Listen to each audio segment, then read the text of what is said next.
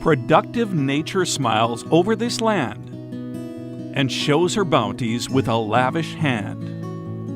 In the wild profusion soft meandering rills, deep woods, rich dales, smooth plains, and sunny hills. Sylvan recesses, dark o'erhanging groves, where vocal songsters tune their throats to love. Adam Hood Burwell, clergyman and poet.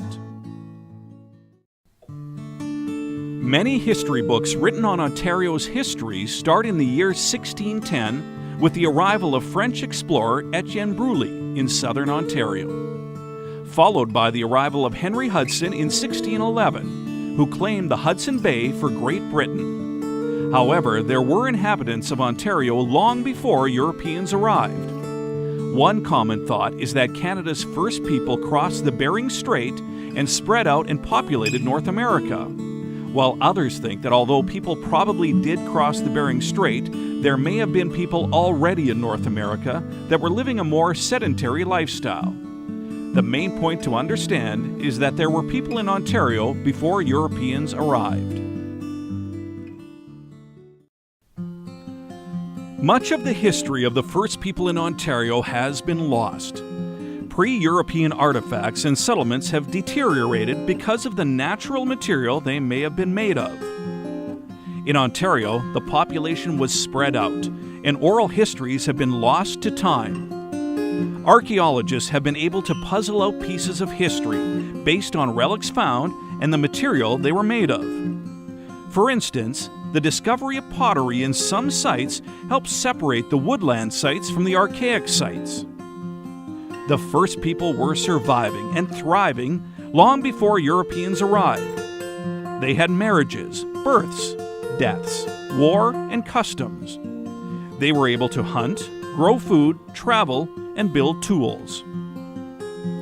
With the arrival of Europeans in Ontario, trade agreements were put into place, and European tools, weapons, and sicknesses were introduced to the native population. There were many different tribes and affiliations within the native populations.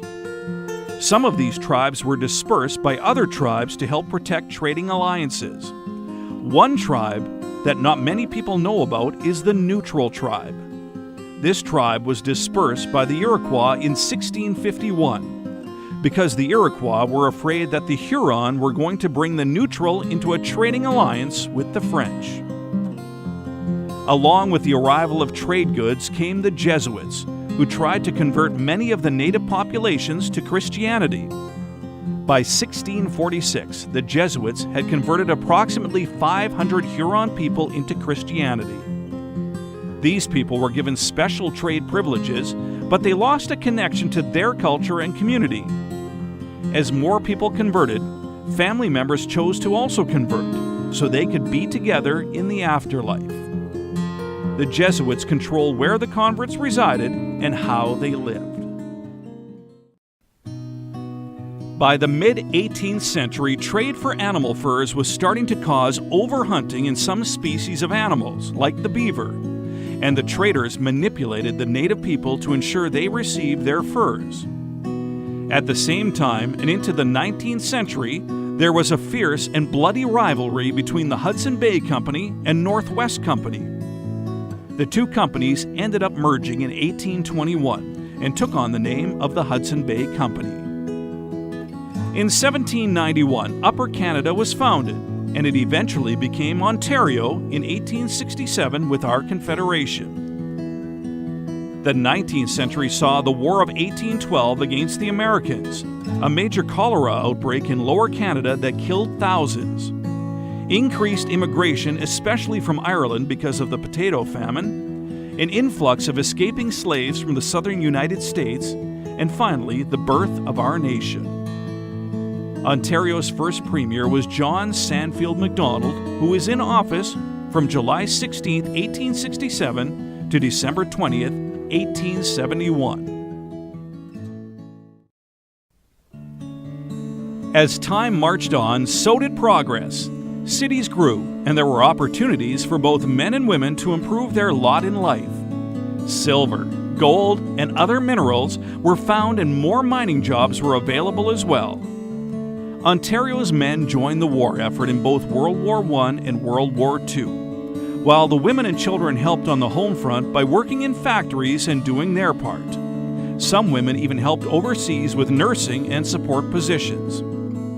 After World War II, new technologies became available, and Ontario slowly progressed to where we are today.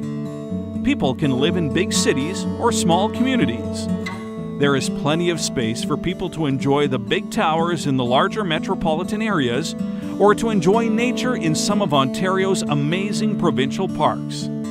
Youth can volunteer to help their community, and everyone can go out on the lakes, whether it be in summer or winter, and catch a big fish. Ontario is yours to discover.